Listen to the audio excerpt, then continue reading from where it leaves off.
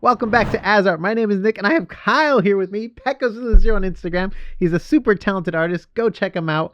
And we've been covering his Dark Materials here, episode reviews, Land of the Dead deep dive, Mulefa deep dive, Harpies deep dives, you name it. We've been deep diving in it. We're in too deep, in my opinion, way too deep. So as the show's coming to the end, we just thought it would be really interesting to talk about this topic. We already got comments on it for people that saw the leaked episodes and stuff, but there is a man in a box. What's in the box? What's in the box? Apparently a mummy. So in the books, the Authority, you know what, Kyle, do you want to explain the Authority really quickly and then we can break down? So, Sure. So the Authority, it's been a while since I read the books, but the Authority is the first being that manifested from dust. I'm not going to say created because there's no mention of a creator creating the Authority. Yeah. Basically, the first living, conscious being that manifested out of dust. And essentially said, hey, I am now the Authority. I am the first being, and I will, enact my will across the multiverse, basically. Yep. And so his reign of tyranny has been going on since time immemorial, right? Through various agencies, like the Magisterium is essentially the actor.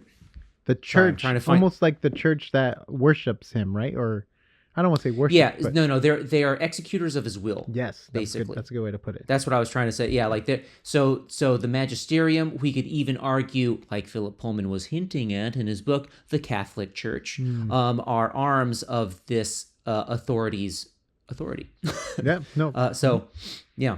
And then so he went around telling everyone he was God, basically. Yeah, through all the different religions and other worlds and stuff like that too. I don't know if he's the one tied to the Adam and Eve story in all the different cultures. I honestly can't remember that, but in every culture, there's like an Adam and Eve story with the serpent. Even the Mulefa have one. Yeah. Mm-hmm. Yeah. There's a temptation when it came to creativity, right? Or not creativity, or would it be creativity or just creation alone? Like, because dust comes from things that are made by. It would be. I would say that. In my mind, how I interpreted it, dust is actually a force of nature that is consciousness itself. It's pure consciousnness. Mm-hmm. And before the Authority, it didn't focus into one being or beings. It was just a membrane of awareness, right? Yeah. And so the Authority became the first individual to have consciousness. Right? Yes. Yeah. And then he creates a Lord Regent because... Yes. He gives, which we also know is Enoch from the Bible. Yes. If you know the Bible, he's the one that God takes up because he's so close to God and stuff like that. So he's there one day on Earth, snap, he's gone. He's went to the floating cloud, I guess, in this world. Hey, Baba Booey, yeah. If you even go to the apocryphal books of the Bible, you even get writings about what Enoch saw when he went to heaven. It's pretty nuts. So Enoch in this, he is now Metatron. Yes. Which that is also, if you're familiar with your biblical angelology, is also considered like the head honcho angel, like above Michael.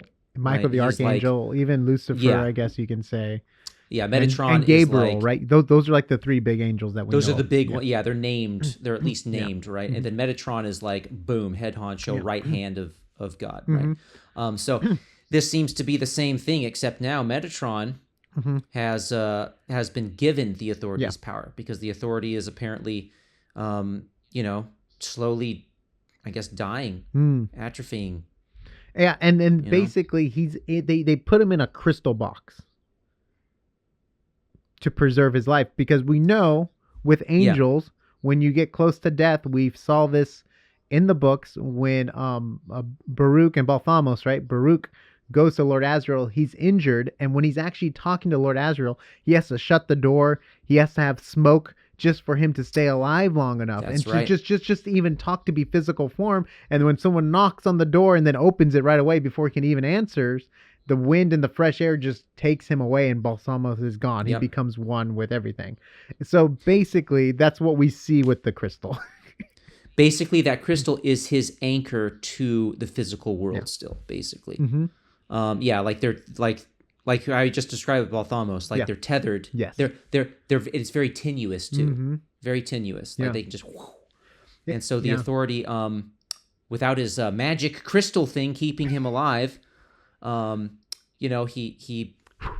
he basically expands as magical pollen into the universe. I almost want to say too, he was slightly losing his mind too, probably, because like go on.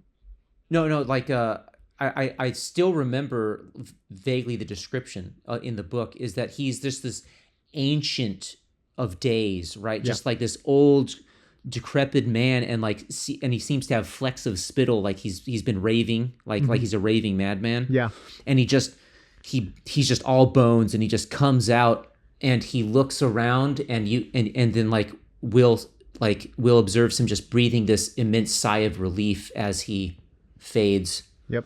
As he disperses. Yeah, and then it just Will's like, well, that was weird. All right, run to find our demon. Yeah, because it happens during the action sequence. Yeah, in the book, it happens during the action sequence. And what's also interesting too, there's also like that description too when Lyra and Will are kind to him, he like responds to the kindness. Like there's like this reaction back, like, oh wow, like he's like shocked almost with kindness, and like how they felt pity for him, and they actually stopped everything just to help him out. Yeah. And so, but yeah, basically, I think he was getting old. He didn't even realize who that was in front of him.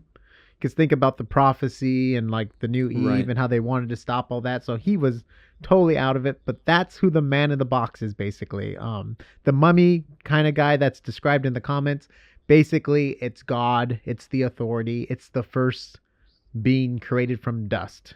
Was that the right way to put it? And what's interesting too, so he's super weak. The Lord Regent Metatron is actually physical form. Like I remember when he fights with Lord Asriel and Mrs. Coulter, he's super strong. Cause there's even like when Mrs. Coulter jumps on his head and like pulls his hair, she's like, it felt like you're pulling back the reins of the horse kind of thing, like this wild beast.